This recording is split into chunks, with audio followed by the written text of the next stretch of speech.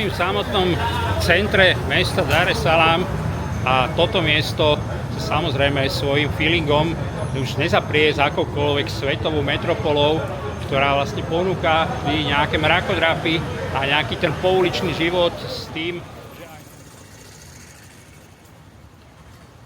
ráno prvá noc prežitá v čínskom hoteli uprostred centra mesta Dar es Salaam. V pohode, úplne skvelé. Bývam na 9. poschodí a chcem vám ukázať tú atmosféru, ktorá pri pohľade z balkóna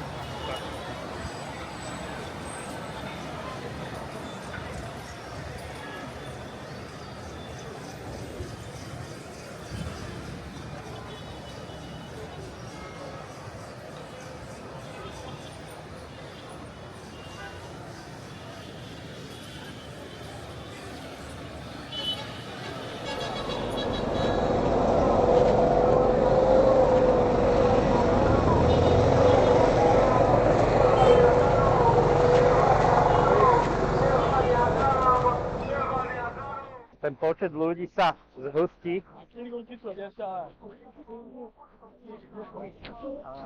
Tak ulica sa už viacej prepláva k životu, ako keď som ňou kráčal ráno opačným smerom.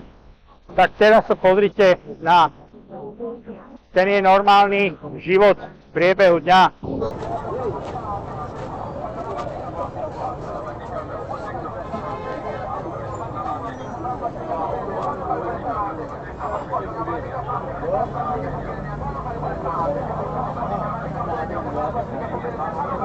Dobre.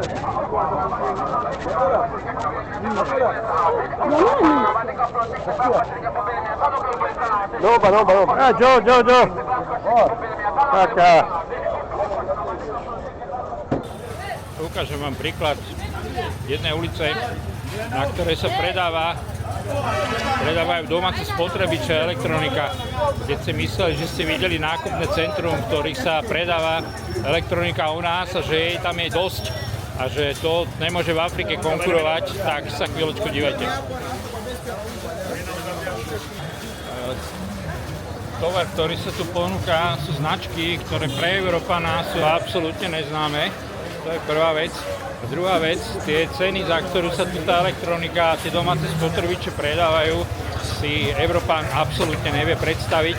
Z toho dôvodu, že vlastne by som povedal, rovnaké kvalite, ako je v Európe, sa samozrejme tuto nachádzajú produkty a hlavne značky, ktoré tie veci predávajú za zlomok ceny, za ktorý je vlastne Európan zvyknutý za takéto niečo vyplaziť.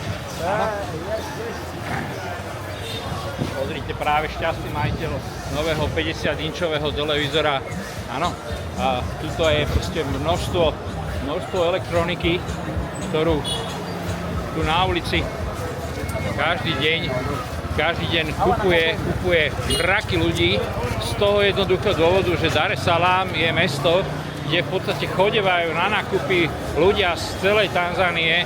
A keď to vezmete, že Tanzánia má skoro 60 miliónov obyvateľov, tak asi tých ľudí, ktorí sú tu. Tak posledný príspevok dnešného dňa a večera, ako počujete, tak ešte beží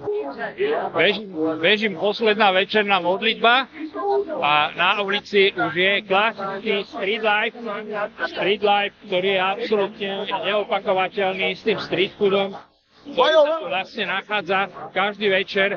Ľudia práve večerajú, zvyčajne väčšina ľudí, hlavne v meste, je na ulici. To znamená, táto atmosféra je niečo, čo sa dá u nás asi veľmi, veľmi ťažko zažiť.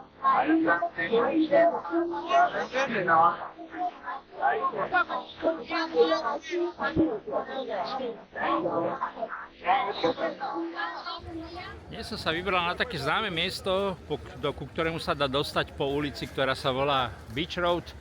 A je to miesto, kde stojí väža riadenia leteckej prevádzky mesta Dar es Salaam. Toto miesto je, by som povedal, 100% určené už iba pre domácich. Keď ste už videli veľa ťuk-ťukov, tak tu tých ťuk-ťukov stojí skutočne akože dosť. A sú určené práve pre pasažierov, ktorí sa prepravujú tuto trajektom do nejakej inej časti lokality Dar es Salaam. Tie trajekty Priznám sa, že od návštevy Beach Road Dar es Salaam som očakával, že teda bude to nejaké romantické miesto, hodné na prechádzku a kde sa človek akože troška pokochá to scenériou veľkého mesta na brehu mora. No žiadna odpadávačka z jedného jednoduchého dôvodu, že to pobrežie vôbec pevninské a hlavne Dar es Salaam teda nemá nejakú veľkú romantiku.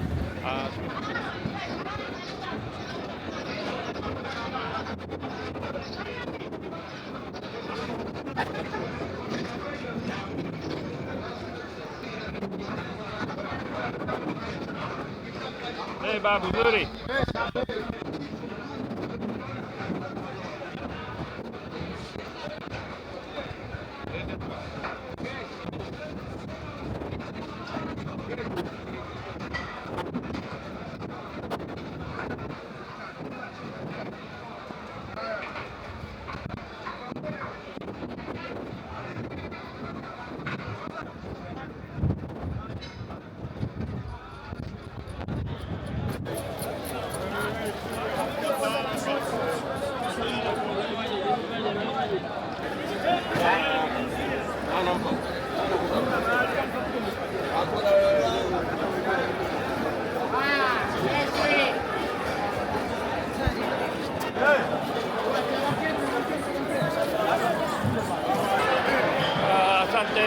Asante.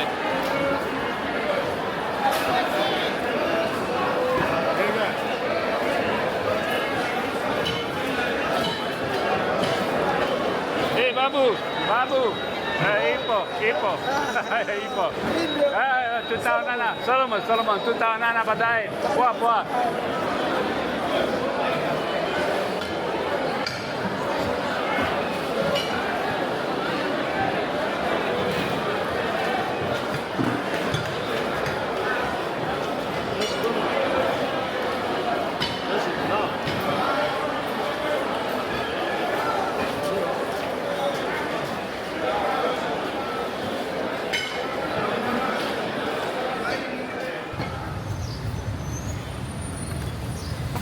Sedím v mojom obľúbenom parku na káve. Jeden z mála parkov, ktorý má takúto atmosféru a nachádza sa, som povedal, v priamom centre mesta.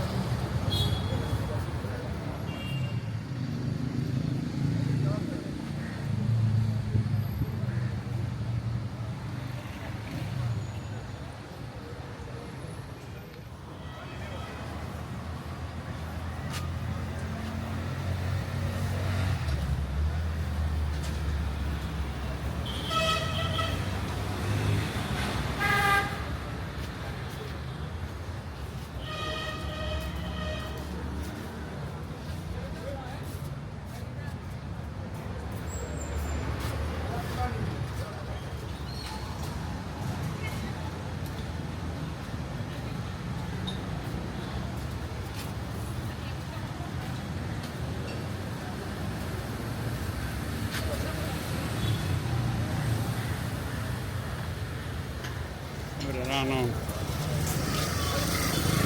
Z krásnych ulic, kde sa predáva a nakupuje zelenina priamo v centre Dar es Salaam, tak ukážem vám z nej nejakú atmosféru a keď to bude možné, tak aj ako okomentujem lodiny, ktoré sa momentálne v zábere nachádzajú.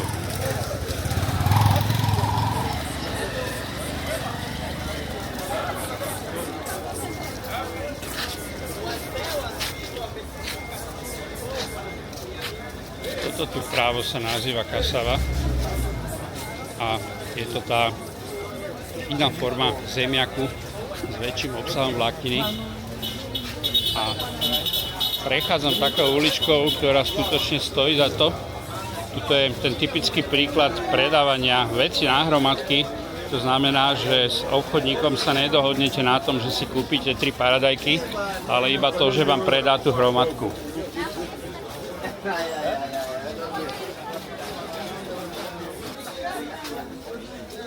Ovocie, ktoré chutí veľmi dobre, ale jeho meno nepoznám.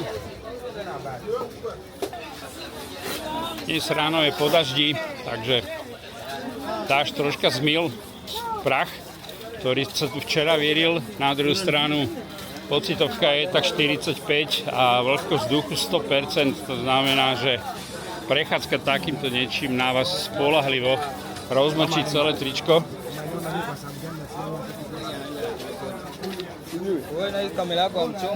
Bueno, yo kamera ko bibi. Auna mo na ka ki uga mo ko.